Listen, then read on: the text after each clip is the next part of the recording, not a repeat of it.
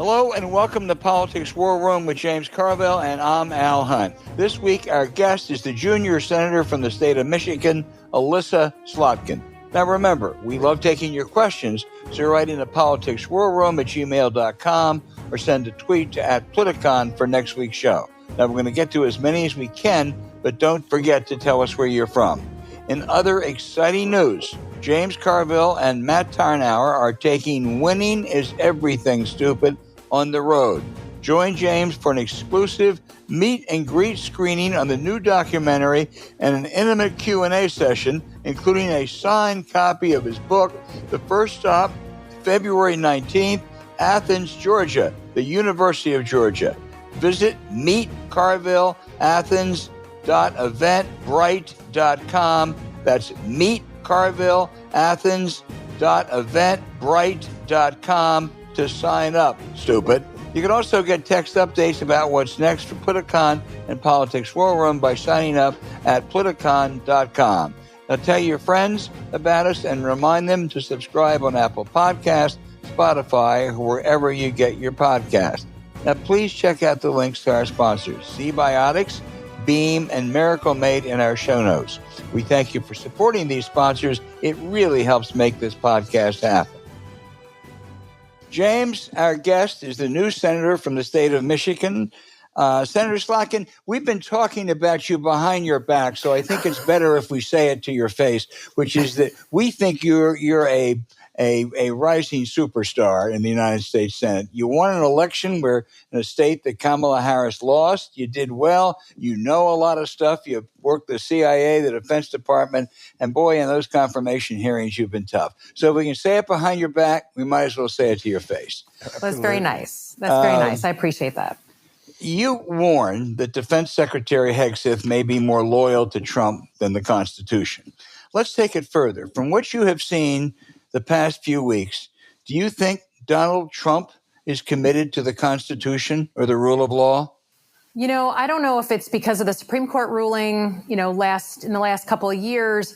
I just feel like he's acting as if anything he does as president, is not against the law. That just by nature of being the president, he is not subject to normal law. And, we're about to find out because litigation is happening all over the place right now against many, many things that he's doing. And we will see if he upholds the law. We will see if he listens to those court cases, if he adheres to them. But I think if we're not there already, we're fast barreling towards a constitutional crisis, right? Do equal branches of the government have to follow the Constitution? Amazingly, that is an open question in the United States of America right now. Well, again, just to go through all the stuff that you know and talked about so well, they declared that birthright citizenship is ended. They unilaterally shut down USAID. They fired, 17 inspectors general without telling Congress about it, ignored a judge's order to prohibit freezing of appropriated funds, came into the Treasury payment system, which 5 former secretaries say is a huge risk and danger. I mean, this is a constitutional crisis, isn't it? Yeah. I mean, there's now, to me, again, there are court cases that are now pushing back on a lot of those things. Will he abide by the stays, the rulings that are coming out of those courts? And if not, then yes, we're in it. We're in it. You have warned about Hegseth, Bobby Kennedy, Tulsi Gabbard. On deck is the FBI nominee, Kash Patel. Mm-hmm. William Webster, Republican, former FBI director, said he would devastate the Bureau. The FBI would not be what it has been for years if they confirm Kash Patel. I can't believe I'm asking this as a serious question, but I mean it. Are there legitimate fears, if Patel is confirmed, that we're really going to have a police state? Well, look, they're already firing people, civil servants at the Department of Justice, FBI officers who were involved in investigations they didn't like, whether they were assigned to those investigations willfully or not. They are getting rid of people who were quite literally just doing their job and upholding the law. Kash Patel has made very clear that he feels he can use that department to follow up on political, responses from the Trump administration against their adversaries, their enemies, people they don't like. And the FBI is the one body in the entire federal government that can actually take away the rights of another American citizen, right? They have arrest powers. They can prosecute. So I think that of all the nominations, I think that was one of the most catastrophic. And I just have to say, like, it has been kind of amazing for me as someone who's believes as much as possible that we should be working across the aisle, who won on the same ballot as Trump, watching my Republican colleagues roll over and just say, I know this is bad, privately have concerns, but then just vote in lockstep with the president. And it is a state of fear for elected Republicans right now. And they are aiding and abetting everything that is going on with their silence. Boy, they sure are.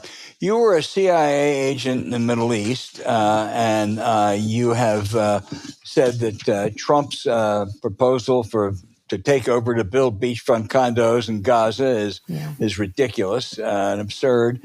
You also are from a state where a lot of Arab Americans voted for Donald Trump. I guess it's sort of a twofold question. I mean, what do you hear? What are they telling you now? Do they realize maybe they were wrong? But secondly, why do you think Trump did this? Well, I mean, look, I think it's hard to overstate how much pain and anger there was in many from our Arab American communities and Muslim American communities in Michigan. The number of people who have family members who were in the heat of that war in Gaza can't be overstated. And so that pain led them to, support someone that is now obviously showing his real colors. I mean, and the Gaza proposal, let's forget about it being illegal. Let's forget about trying to uproot 2 million people who were, many of them, already refugees from 1948. Let's forget about how unfeasible that is. I just want to put the marker down that this president is suggesting that U.S. forces be the occupying power in Gaza. I don't know a single American, Democrat or Republican, independent, who thinks that U.S. forces should go back into the Arab world, a conflict zone, after 20 years of war in Iraq and Afghanistan. I, as someone who served in Iraq, I can't tell you what a bad idea this is. So my guess is Netanyahu suggested it. Netanyahu doesn't trust the UN. He doesn't trust all these other places. He trusts the US. And Trump, without thinking, said it. Now he's doubling down. And so we are watching this very closely in the Armed Services Committee on a bipartisan basis, because it just, I think, would be a disaster all around. Boy, James Carville. Oh, Senator, thank you so much. And I'll go to my favorite topic, which is politics. And I think you and I have a very similar view of identity politics. Yeah. Okay, so I think that the hangover from this hurt us in 2024, that we confronted voters and they still believe this. People famously, like Jon Stewart, said, oh, no, it wasn't a big deal because no one ran or everybody forgot about it. Do you think the shadow of identity politics had an adverse effect on Democrats running in 2024? Yeah, I mean, I think a combination of things. One, I just think you don't have to believe me. Like, the data will show you that the idea that people vote in a certain way because of their racial or ethnic group is not right. It's changing, right? I mean, you look at what happened with Latinos and where we lost voters. And I think that idea of treating people as a block because of their ethnic or racial background does not work. It's just, and the data's there. Okay, that's number one. But number two, I think we lost our sense of priorities. If you're for everything, then people don't understand what you really stand for.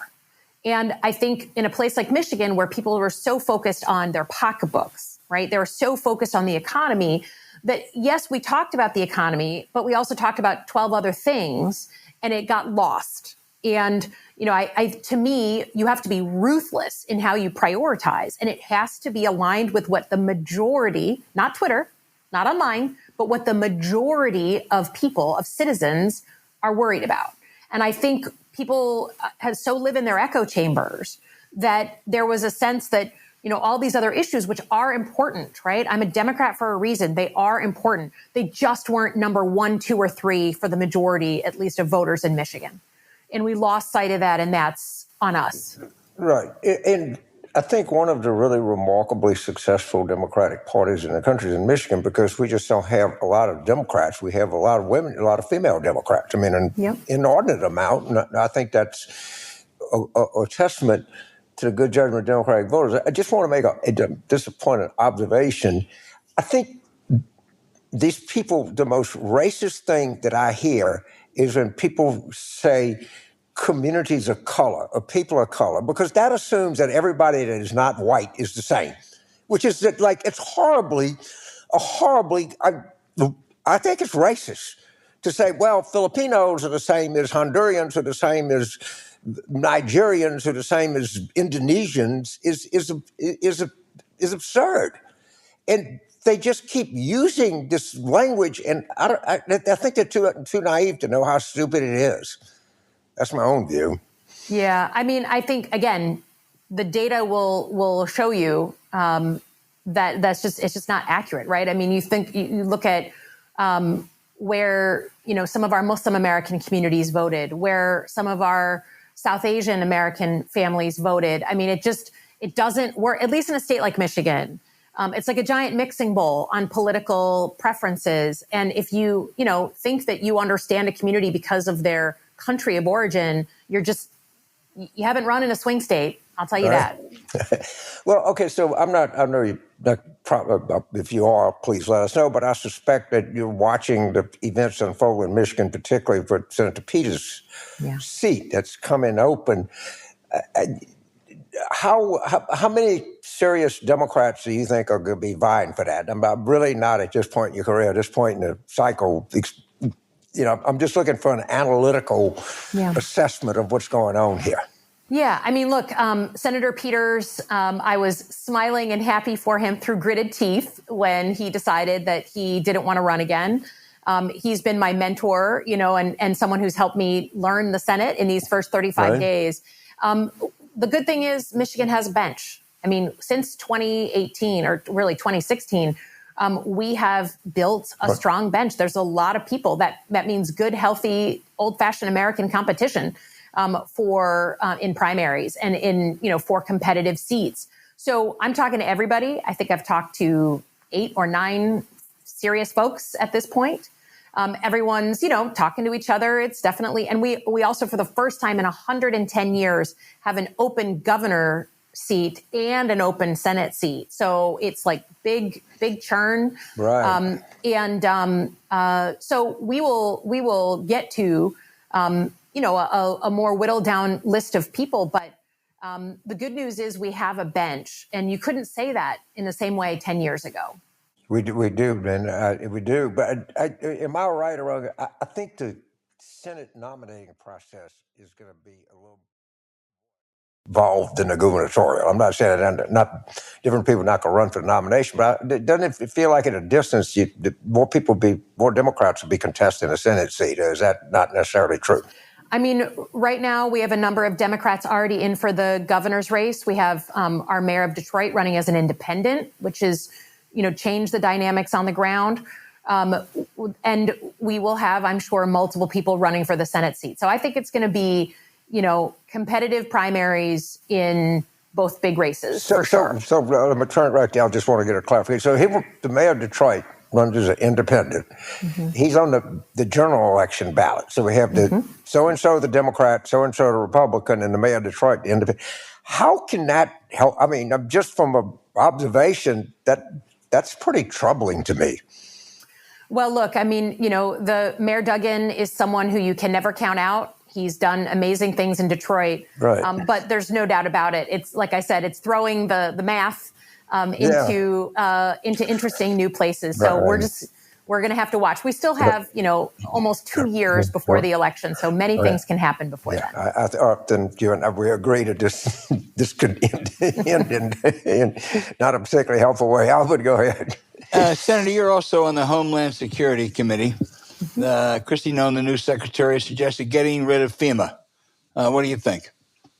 Well, considering that we had, 6 tornadoes touch down in my state and have benefited to the tune of, I think, $100 million from FEMA in recent years, I have a lot of concern about their plans. I have a lot of concern about what they plan to turn it into. And you better believe that our committee is going to have a lot to say about that matter, that and many other matters. But obviously, in the wake of hurricanes, Florida, North Carolina, fires, places like Michigan, tornadoes, South Dakota, her own state, needed FEMA assistance after historic floods. So I'm deeply concerned about what that plan looks like, and we are eagerly awaiting something more than a talking point on that. Back to your national security expertise, which is considerable. Ukraine. Defense Secretary Hegseth was over there this week, and he said really the Ukrainians, what they want is unrealistic. He was a welcome sign, I guess, to the Russians. Do you think we're in the process of selling out Ukraine? Well, look, I think, the only people more concerned about American elections than American citizens were the Ukrainians, because they were such diametrically opposed views coming out of the two candidates on what to do about Ukraine. I think most Americans, I hope, can understand what would happen if someone invaded our country, what we would do to protect our country, and that the Ukrainians are just trying to defend their country against an autocratic leader and government. And I think that President Trump has made very clear that he was going to shut off aid at some point to the Ukrainians, military aid. And he has said incredibly sympathetic things to Vladimir Putin consistently. I mean, since he was a candidate, almost like in a fanboy type way towards Putin, glorifying who he is. So I have deep concerns, and I just forcing them to negotiate giving away a piece of their country for the Ukrainians when they aren't in a militarily strong position is just asking for Putin to do more in Europe, right? If you don't push back on him, don't be surprised when he comes to NATO countries.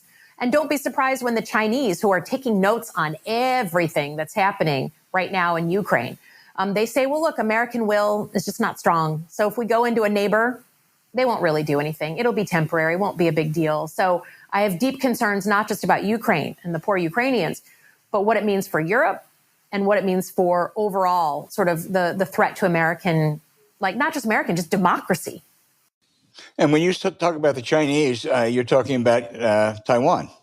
Exactly. I mean, if you're the Chinese, you're saying to yourself, look, okay, they did a little bit more in Ukraine than maybe we thought they'd do, but a new president comes in and they just cut it off. And so this seems like an easier opportunity for us, and that we won't meet with real serious American interests. If we shut off freedom of navigation, those kinds of things around the world, like Americans aren't going to defend freedom of navigation, no problem. It's just a problem. It sends the wrong signal. Senator, let me steal from James's thunder and ask you one political question, then turn it back to him. How did you win in Michigan while Harris was losing? What was the difference? Yeah, I think a combination, as I mentioned before, we were laser focused on the economy, people's pocketbooks, people's kids. We weren't talking about kind of 50 different issues. We were talking about the middle class as a national security issue. And the middle class is no one's looking to get rich. They're looking to have a good life, and their kids have a better life than them. So we were very focused on costs, on bringing costs down, and on the economy in general. And then I think, if I can be frank, just most of my outreach to people, let's say on TV or digital, was just me direct to camera being like, look, I'm running to be your next senator, and here's why. Just very simple. And I think that, people understood that I had a slightly different background than the average Democrat, that the national security work was different. And then I was just speaking directly to them. I mean, it wasn't a lot of big sweeping images of me on a stage. It was just like, I'm Elissa Slotkin, I'm in my garage, and here's what I want to tell you I care about. So I think between the message and then the direct to camera approach, it helped us quite a bit with those Trump Slotkin voters. James. So, all right, I appreciate it so much. And I always point out to people that yourself, Senator Baldwin, Senator Rosen, and my friend sent a guy ago, all won in states that we did not win the presidential vote, which is something that we should look at, and there are lessons to be learned there. And of course, you and I know what the lesson to be learned is. Focus on people's lives, not on what progressive interest groups say that matter to people. But we have this issue of tariffs, and this has got to be ground zero in Michigan in the auto industry. Yeah. Tell us, what are you hearing from auto executives, and what are you hearing from the UAW? I suspect it. What's the cacophony, and what are you hearing out of the auto industry and the unions representing the auto industry? Yeah, I mean, look, I think I don't think anyone has a problem with tariffs per se in general as a tool in the toolkit. Just use it precisely like a scalpel, not a sledgehammer, right? And the tariffs that were announced but then suspended, whatever it was, 2 or 3 weeks ago, combined with the new suggestion on aluminum and steel, those tariffs, particularly on Canada, disproportionately impact the state of Michigan, our auto industry. We're a big manufacturing state. Some of our parts go back and forth 4 times across the border just to get put in a car. But then our farmers, our number one market for our farmers is Canada. So you better believe the agricultural folks are popping a flare. Right. The auto industry, look, I think there are deep concerns about what it will do to a price of a car. Again, for the administration that ran on costs, just think about, based on the tariffs we saw, a car that would have cost you $20,000 is probably going to cost you $26,000. That means people buy less cars.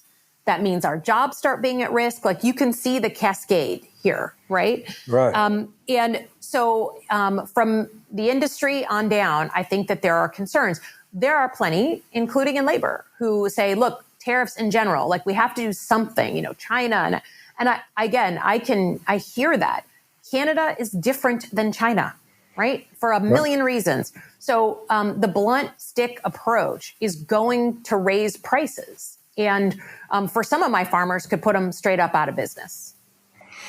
Well, what are I'm trying to think of Michigan agriculture. There's a lot of produce grown in Michigan, Yes, isn't there? specialty crops. Is that Yes. the specialty? I mean, it's more of that than the big cornfields or wheat fields you see in other Midwestern states. We used to say that we were the second most diverse agricultural state in the country after California. We do cherries and apples and asparagus and a whole bunch of potatoes, a bunch of things. We now say we are the number one most diverse agricultural state in the country with regular access to water. So we've changed the talking point. And so, we're not monocroppers like Kansas or Iowa. We don't do peanuts and rice down south. We don't do that. We have a diversity of small and medium-sized farms. And we're proud of that. But it means we just can't afford to be losing market share around places like Canada. It is unnecessary. Paul, I got to tell you one Michigan story from '92. Second debate was in Lansing, and we did the debate prep right outside of Ann Arbor. And it was cold, and I didn't bring a sweatshirt, and I run every day. So I went in the sundry shop, and I bought an amazing blue sweatshirt. I didn't think about it. I was just being warm. And so that day we go to Lansing, there's a scrum of 2,000 people out front of the hotel. And I walked out of there with that amazing blue shirt on it. Like, I'll never vote for that son of a bitch for the rest of my life. I mean, the Michigan State intensity is really remarkable. And I got a feel of it. And Clinton said, God damn it, are you that stupid? What are you doing? It's especially in Lansing, home of Michigan State University, it feels particularly no offense, boneheaded to do. But I always explain to people that in Michigan, when we were growing up, 48, my dad was a lifelong Republican, my mom a lifelong Democrat. Used to be the most normal thing in the world growing up that families would have mixed political, views. Oh, sure. We were much more likely to fight Michigan versus Michigan State than we were Democrat versus Republican in the state of Michigan. People can't stand that we fight about politics now, that Thanksgiving dinner is uncomfortable. So I hope for the day when politics is, again, kind of something we re-rib each other on, and it's just the Michigan State rivalry, or preferably Michigan-Ohio State rivalry, that causes people to come to near violence. But that's there's no my argument goal. in Michigan about Michigan-Ohio State, is there? No argument. It's us versus Ohio. And we feel it in a visceral way in every one of us in our DNA. Yes. Well, if I were to ask you an unfair question, it would be, what was the most important day in November, the day you won the election or the day Michigan beat Ohio State? I mean, I know the answer every Michigander besides my immediate family would say, the day we beat Ohio State. And they still haven't gotten over it. And they're coaching staff, they're literally traumatized by it. And you know what? I'm okay with that trauma. Senator Slotkin, you have affirmed everything we said about you to start with. Absolutely. You're a fabulous guest. I hope you'll come back sometime. We'd like to keep talking to you. Anytime. Thanks, guys. Appreciate Thank you. Take care. Thank you.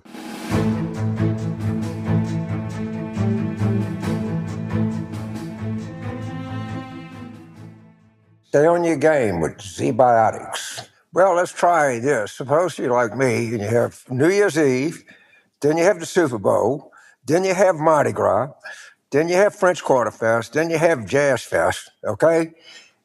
I can hardly function without some intervention because, particularly this time of year, and in Washington, Mary and I are going to be joining you and Judy at the big Gridiron show, and I'm sure we'll have a rough day after that. Oh, man, March 15th. We are so excited that you and Mary are coming.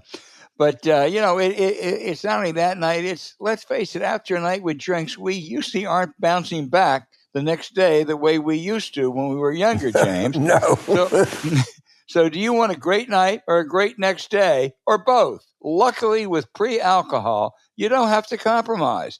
To fill you in, Zbiotics pre-alcohol probiotic drink is the world's first genetically engineered probiotic invented by PhD scientists to tackle rough mornings after drinking. Now, here's how it works. When you drink alcohol, it gets converted into a toxic byproduct in the gut. It's this byproduct, not dehydration, that's to blame for your rough next day. Pre-alcohol produces an enzyme that breaks this byproduct down. So just remember to make pre-alcohol your first drink of the night. Drink responsibly, and you'll feel your best tomorrow. Thanks to Zbiotics, James can even go on long runs after his long nights. Every time you have a Zbiotics pre-alcohol before a drink, it makes a big difference. So now, after drinks at a client dinner or whatever, a celebration, you can jump into action right after waking up. Whether you're writing all day, exercising, or even going in front of an audience, Zbiotics is our MVP when it counts. Make sure it's in your lineup too. Go to zbiotics.com/PWR to learn more and get 15% off your first order when you use PWR at checkout. Zbiotics is back with 100% money-back guarantee. So if you're unsatisfied for any reason, they'll refund your money, no questions asked.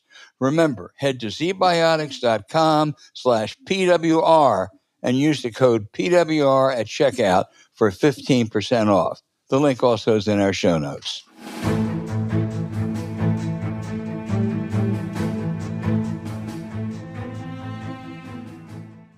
Hey, James, I think it's fair to say that we warned what a Trump administration would be like. We were not naive. It would be much more effective and dangerous than Trump 1.0, populated with loyal sycophants. We cited the terrific New York Times stories by the great Maggie Haberman and Charlie Savage and others outlining Trump 2.0. You know something, James? It's worse. It's worse than we said. It's more lethal than we imagined. The appointments, the policies, the total disdain for the rule of law, the grifting, and beyond the grifting, Elon Musk is making a fortune. He's making a fortune with his co-presidency. The New York Times piece on Tuesday by Eric Lipton and Kirsten Grind. He is dismantling agencies and regulators that are in charge of 32 investigations or enforcement actions against companies that he owns. No conflict of interest there, right? Or take the pardons. A Tennessee congressman, a former Nebraska Republican congressman, Republicans, no consultation with prosecutors. And New York's Mayor Adams, the nefarious mayor of New York City, under indictment. What they did is they suspended, they basically suspended the indictment with the ability to bring it back again. And they said they did it so he could carry out Trump's policies on immigration. I've never heard of a pardon given for that reason. They own Eric Adams now for the next 10 months. And I say 10 months because I'm confident he will never be reelected. He's been a terrible mayor. And the guy who did this, Emil Bove, who was, I guess, the number 3 guy at Justice. James, look at him. He looks like Roy Cohn. He really does look like Roy Cohn. He's probably not as smart, but maybe he has the same ethics.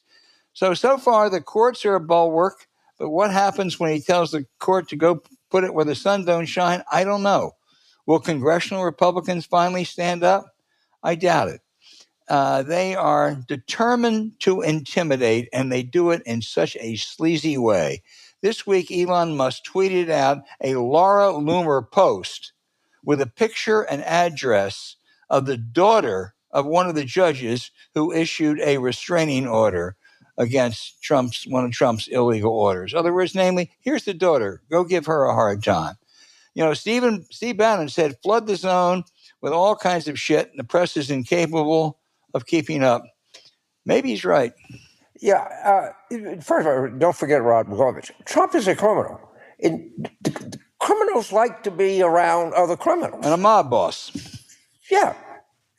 So Bannon is right. We are flooded in shit, and we are searching for a way to deal with this. These are extraordinarily difficult times, and he just keeps moving with one stupid thing after another. Tom Friedman, who said today that, of course, state the obvious, the Gaza proposal is the dumbest thing an American president has ever come up with in the Middle East. That, of course, 100% true. Thank you. Panama Canal, Greenland.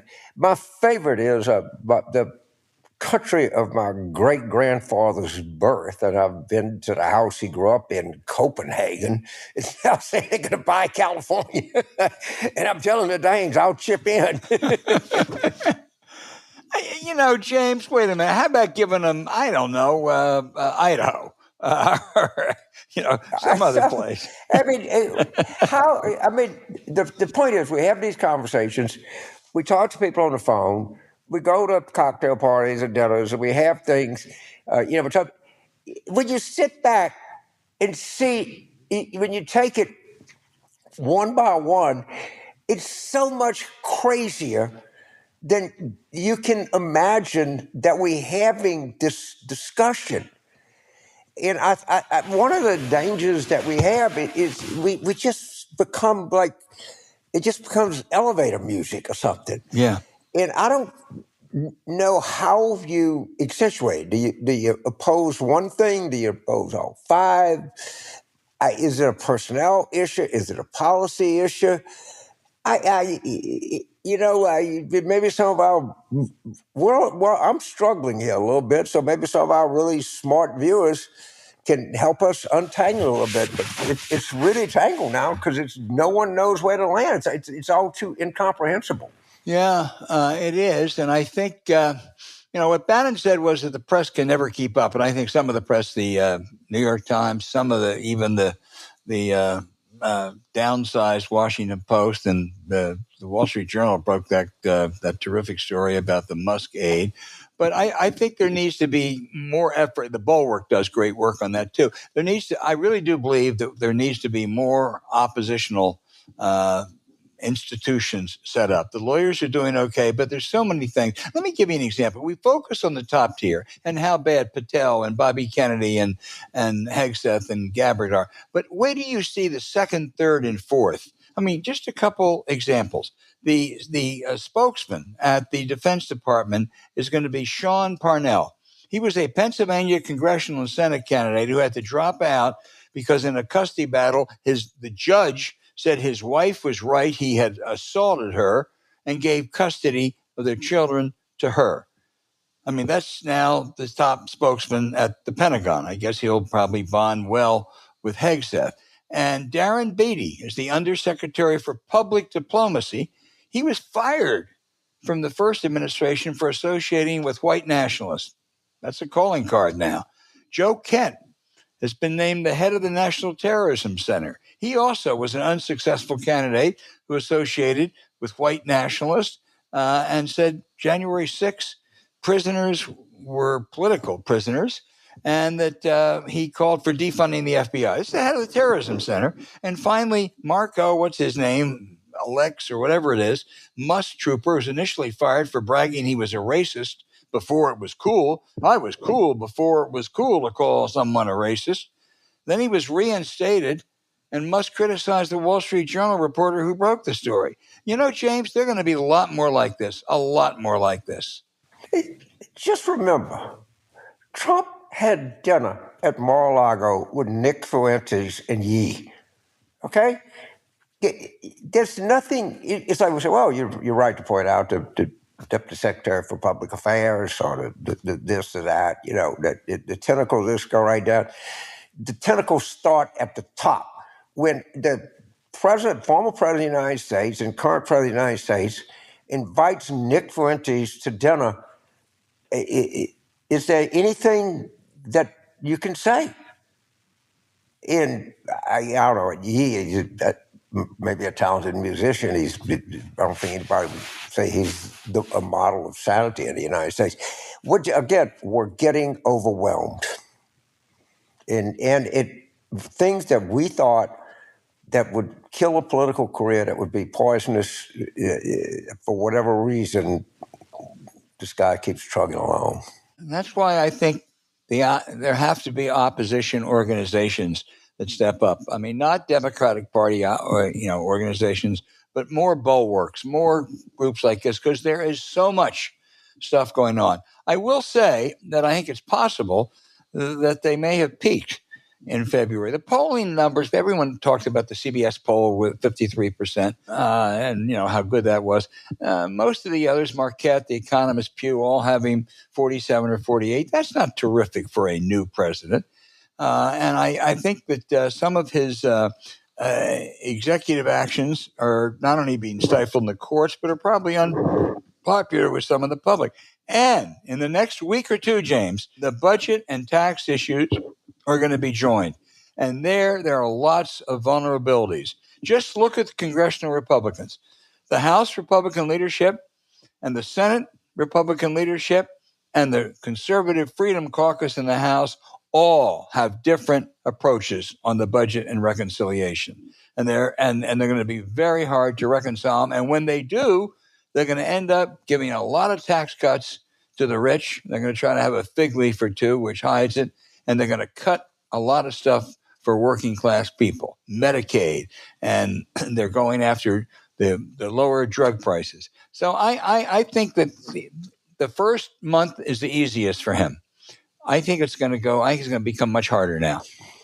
Okay, so I will talk first about the CBS poll. Yesterday, a friend of mine, when I was sitting here, I left the TV on MSNBC at a call. They could not stop citing the CBS poll. I don't know why MSNBC they cherry pick it, all right? Because that I don't know, outlier people say, but that certainly is more than just a little bit on the high side of Trump approval. But for some reason or another, the powers to be at MSNBC think we should talk about this poll and this poll exclusively. I'd love to know the rationale they're thinking. I would too. I don't know it. And I'm going to ask you about this, that I think when do they have to vote on the debt extension, and just tell people very briefly what this is and what are the consequences of this vote? Well, what they did is they extended the debt ceiling over the opposition of some conservative Republicans. Trump wants to do away with it. He's actually right about that, but it's not going to happen. And at some, it's always difficult because the Treasury can do all kinds of games. But at some point in the next month or so, they have got to increase the debt ceiling or we run out of money. And if they don't, we're going to have to default. And that's going to be one hell of a fight because the right wingers in the House are going to say, we only will go along with this if you do make these kinds of actions and cuts that a few moderate Republicans and all the Democrats won't go along with. I mean, the one thing is he's not going to get any Democratic votes on this stuff. So it's going to be a really hard time the next month or two, James. Now, is the majority down to one because Hochul is not calling the Stefanik seat till November?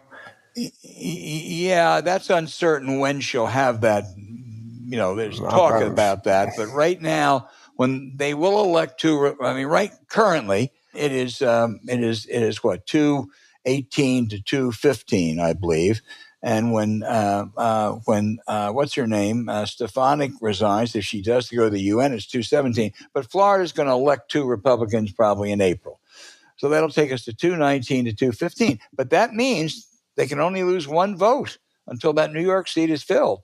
And even when that's filled, they can only lose two votes. And yeah, people talk about some of the moderates. I don't know who they are, but the real threat may come from the right wing because they don't care they what got Tom Massey and Chip Roy and that ilk to deal with. I mean, of course, you know, you can fool all of the people some of the time, but some of the people all of the time. You can't fool the bond market none of the time. Right. And God damn it, they're powerful. Whew. Yeah. They're going to pull something out here, it seemed to me. Well, at some point, you know, it's gonna come to hit them. I don't know when. I don't know if it'll be, you know, my friend Roger Altman says he's not sure. Could be this year, could be next year, could be this summer. But at some point, it's going to hit them. And when it hits them, man, look out. By the way, inflation, Trump said he'd get it down from day one. Well, okay. We're way past day one. Well, first target he's missed, right? Of course, now he'll blame it on Biden. Yeah, but anyway, but tough times ahead. All right, great.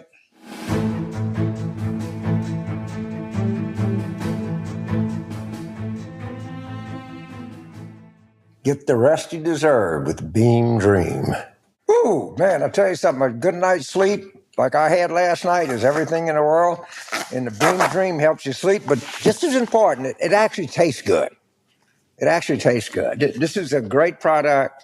It's relaxing, it's soothing, and it helps you get a good night's sleep. And just as important as anything, it actually tastes good. We've all had a lot of sleepless nights, particularly after this last election. But it's time for all of us to get rested up so we can take on 2025. Remember, good sleep is the foundation of mental and physical health. Whether you're a podcaster out in the elements or in an office, it can make all of the difference. That's why it's so exciting to talk about Beam's Dream Powder, a science-backed, healthy hot cocoa for sleep that's actually clinically shown to improve sleep and have you waking up refreshed. Everything changed when we found Dream, and let me tell you, it works. Now you can finally say goodbye to grogginess, start sleeping through the night, and wake up refreshed. Once we started getting better sleep, we realized our energy and focus came back fast. Now, we're tackling our days instead of just getting through them, and boy, do we have a lot to tackle. This bedtime essential is delicious, decadent, and guilt-free, thanks to only 15 calories and 0 grams of sugar per serving. You'll love flavors like sea salt caramel, brownie batter, vanilla chai, and the Beam Dream Powder original flavor, cinnamon cocoa. That is a top-notch favorite. Other sleep aids can cause next-day grogginess, but Dream contains an all-powerful, all-natural blend of reishi, magnesium, L-theanine, apigenin, and melatonin to help you fall asleep, stay asleep, and wake up refreshed. Looking ahead to 2025, we're determined to keep this momentum going, and making Dream a part of your nightly routine makes all the difference. Just mix Dream into hot water or milk, froth, and enjoy before bed. Now, if you want to try Dream's best-selling Dream Powder and get up to 40% off for a limited time when you go to shopbeam.com/warroom. Use the code WARROOM at checkout. That's shopbeam.com/warroom and use the code WARROOM for up to 40% off. The link is in our show notes.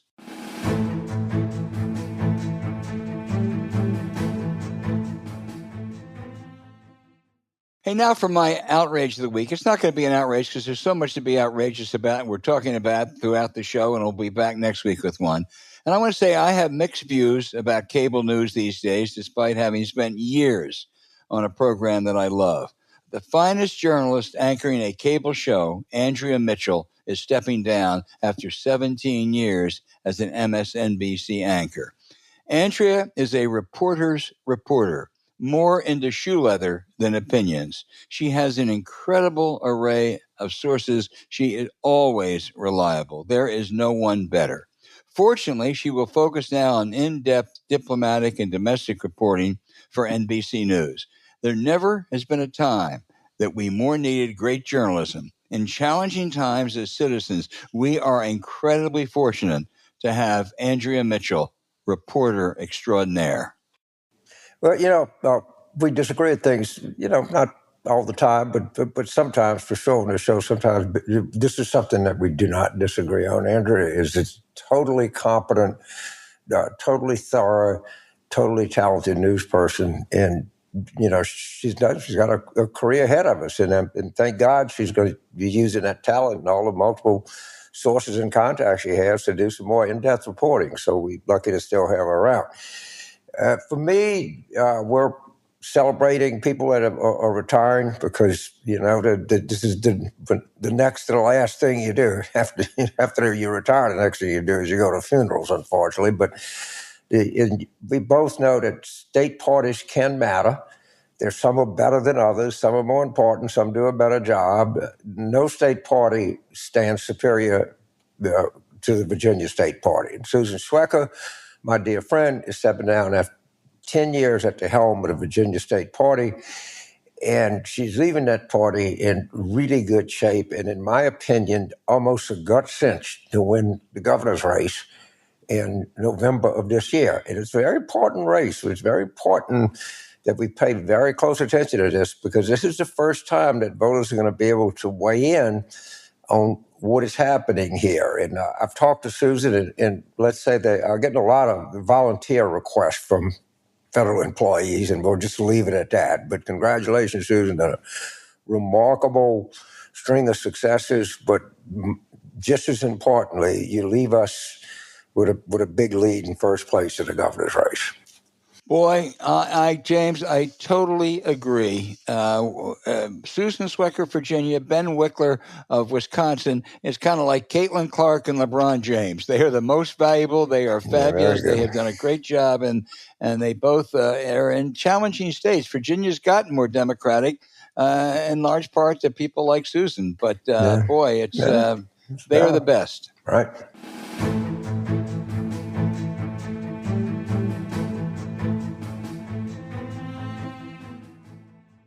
Sleep clean and comfortable with Miracle Made. Ooh, man, you can't believe it because this good night's sleep, and we talk about this all the time, and the temperature, the ambient temperature, the temperature of the air makes all the difference in the world. And these sheets are the closest thing to you while you're sleeping, and it's going to make a world of difference in the quality of sleep you get. It really is. Sleeping at the right temperature is a critical way to feel rested the next day. Now, if you wake up too hot or too cold, we highly recommend you check out Miracle Made's bed sheets.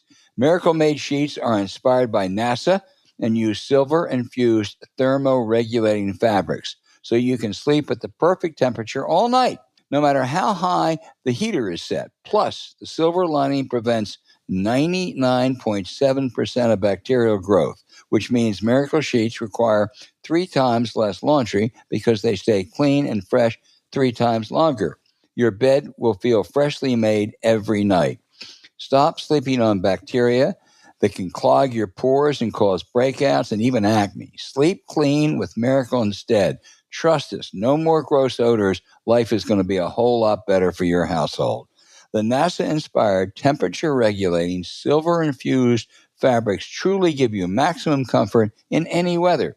And they make pillowcases and comforters too. Now join us in getting better sleep every night. Not only are Miracle Sheets luxuriously comfortable, they don't have the high price tag of other luxury brands. Miracle Sheets feel nicer than bed sheets used by some five-star hotels. So it's a vacation every time you get into bed. Upgrade your sleep this year. Go to trymiracle.com/warroom to try Miracle Made Sheets today. Whether you're buying them for yourself or as a gift for a loved one, if you order today, you can save over 40%. And if you use our promo War Room at checkout, you'll get a free 3-piece towel set and save an extra 20%. Miracle is so confident in their product that it's back with a 30-day money-back guarantee. So if you're not 100% satisfied, you'll get a full refund. Upgrade your sleep with Miracle Made. Go to trymiracle.com/warroom and use the code WARROOM to claim your free 3-piece towel set and save over 40% off. Again, that's trymiracle.com/warroom to treat yourself. Thank you, Miracle Made, for sponsoring this episode, and look for the link in our show notes.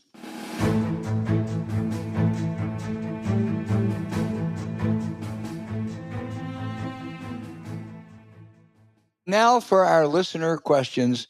Boy, I tell you, you can tell they're juiced up, James. They really are juiced up. You look at the questions now. Gary in Calvert, Maryland. I know a little bit about Calvert, Maryland. Yeah. He said, why is DOGE being given credibility when it's not a real government department? There's nothing real about any of these people. You're right. It's not a real government department. You know, what's happened is we're just getting so overwhelmed with craziness. You hardly know who to pick off. And of course, they haven't given us one concrete thing yet. They started with, there was $50 million in condoms for Hamas, which of course they had to walk back because it's not true. Wasn't true. And what's the expression I'm looking at? It's all strum and drang. It's just noise. That's it. Noise. And it's going to continue to be. And, Musk having his press event with Trump and his kid, it's just, we're in a very sad, difficult time. And, we'll have to think long and hard we'll get out of it. What is the quickest and best way to get out? That's the question before us. Gary, James is right. I think it's illegal, much of what they're doing. I think the courts are going to rule such, and we'll see if they obey those rulings. That's the big question. He's already said they don't have any intention of following any of this. I don't think. And I think it's, the court can say what it wants. I think these people have completely lost. Look at who he pardoned. He's a criminal. What is Eric Adams? Well, we know Blagojevich is a criminal, right. And to be fair, Eric Adams is not even going to get to trial that I think would prove he's a criminal. But it's breathtaking. Breathtaking. Right, it is. It's just no other way to do it. Alan in Philadelphia, Pennsylvania, says, with Donald Trump running amok, no House or Senate Democrat willing or able to oppose him effectively, is there some strategic reason why one of our potential 2028 presidential candidates can't begin to speak out? Alan, you're ahead of yourself. We don't focus on 2028. We focus on 2025, 2026. Democrats were terribly despondent at this time in 2025 after they lost an election they thought they were going to win, 2005. The key was not getting Barack Obama to speak out. I think the Senate and House Democrats will more rise to the occasion than you do, and I think they're going to have plenty of opportunities. And I do think we need, better funded and more outspoken outside groups. But 2028 is down the road. So the question that's been asked is, of course, what I've been wrestling with. I'm working on collecting something and trying to put it together for peace. I would say what we should would need to be here. These are, as we say, during the Revolutionary War, times of tribe men's souls. And I keep coming back to the fact, had George Washington not retreated from Long Island, Princeton would probably be known as the adjunct campus of Oxford University. All right, sometimes the smartest strategy you can do is to fall back and deal with it at the right time. I know this goes against what people want, what they feel. It goes against my emotions. We have to fight these bastards. We have to fight on everything, and just look what happened. And people said, well, maybe Bobby Kennedy won't get through, or maybe Tulsi Gabbard won't get through, or maybe some other horribly unqualified person. Again, the moderate, sensible, conservative principle, they do not exist. The only cavalry is us. And we have to be sure that when we pick this fight, what happened the first day at Gettysburg, we fell back, but we kept the high ground. And we have to figure a way to get our ammunition, artillery pieces in place to get this job done. And our dear friend, General Ty Sedgwick, reminded me of Marine Corps General Oliver Smith, who said as they were pulling back from Chosin Reservoir, he said, we're not retreating, we're just advancing in a different direction. Yeah. I think we need to advance in a different direction, yeah. That's a very thoughtful question. John in Gurnee, Illinois says, what would happen? This is, I don't think, just a mere hypothetical question. What would happen if Trump refused to follow court decisions, especially if the Supreme Court decides against his plan? Who gets held responsible? What happens? The best thing about this program is how intelligent and how insightful the questions are. And of course, this guy, he's from Michigan, you said? He's from Gurnee, Illinois. Gurnee, Illinois. That is the question. And we don't know. And I'm not at all be surprised if he just ignores court orders. I really wouldn't be. He's utterly lawless, and he loves other lawless people. Why should he follow the law? He's broken the law his whole life and has gotten around it. He's not going to comply, I don't think. But it's a good question. But it's not going to be a hypothetical. We're going to find out, I suspect.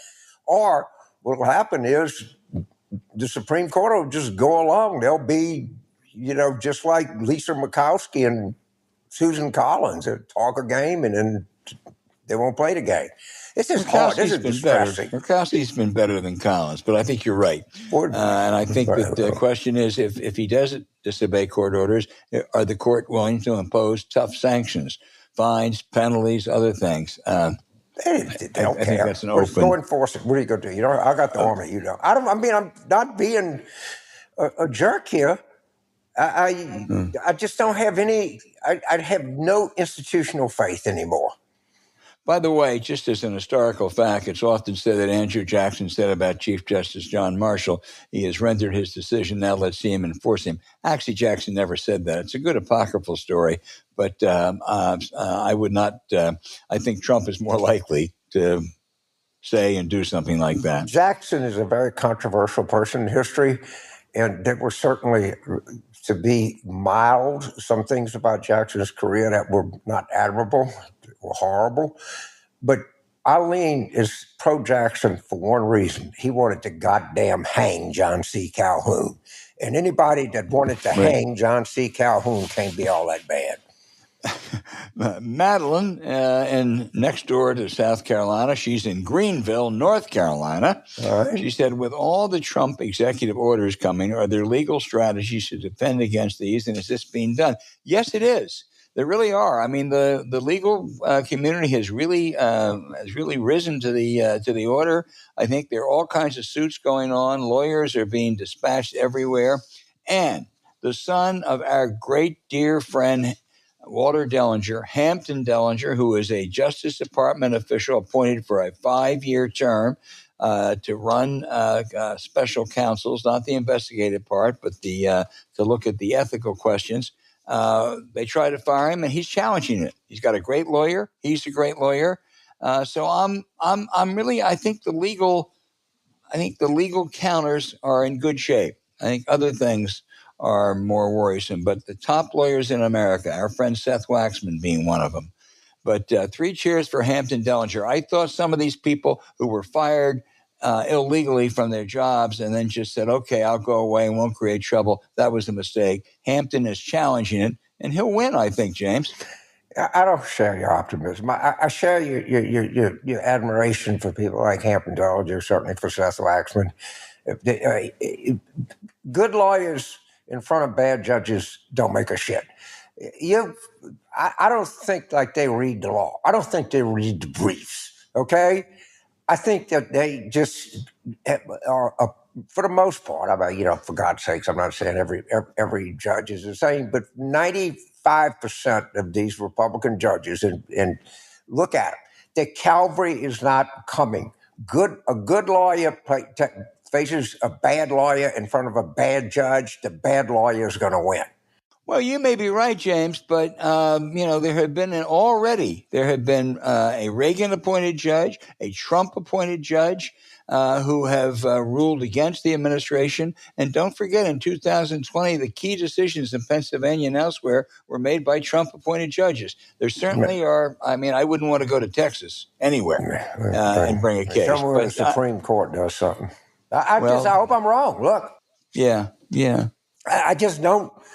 We have great lawyers, but we, for the most part, I mean, with something obvious like the 14th Amendment, that's one that they're probably going to lose, but that's only an 80% chance they're going to lose it. And when you read the text of the 14th Amendment, please tell me how can you lose that? I don't think I could lose that case, but that's how clear it is. Mary Ann in Charlotte, North Carolina, says, is Trump compromised by foreign governments, and does his relationship with them affect policy? I mean, James, does a bear go to the bathroom in the woods? Right. Oh, you sweet person. The problem is they conflicted with so many of them. It's gonna be hard to see which way he goes, and it's so. So the Trump policy is so ill thought out. Now he is putting a tariff on Brazilian steel. Well, Brazilians, I think I'm right on this, is not the largest, or certainly one of the largest customers of U.S. coal or Brazilian steel plants. He doesn't have any idea of what he's doing. None. And it's all going to blow up in his face. Hey, thanks for those questions. Please keep them coming in.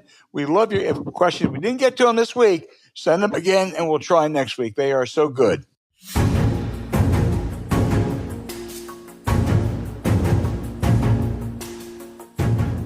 Thanks for listening to Politics War Room with James Carville, and I'm Al Hunt. As always, send your questions for us by email to politicswarroom@gmail.com or tweet them for next week's show at Politicon. Following this episode, we'd really appreciate it if you check out the links to our sponsors, Zbiotics, Beam, and Miracle Made in our episode show notes. We thank you for supporting them because when you do, it helps make this podcast happen. Now, to keep up with us, subscribe to Politics War Room on Apple Podcasts, Spotify, or wherever you listen. And check out our Substack at politicswarroom.com. James and I are constantly adding new content, so go take a look. You also can find other shows you might enjoy on the Politicon YouTube channel or when you search Politicon on your favorite podcast sites. Remember, please rate the show with a 5-star review. We'll be back next week with another show as we continue our War Room planning.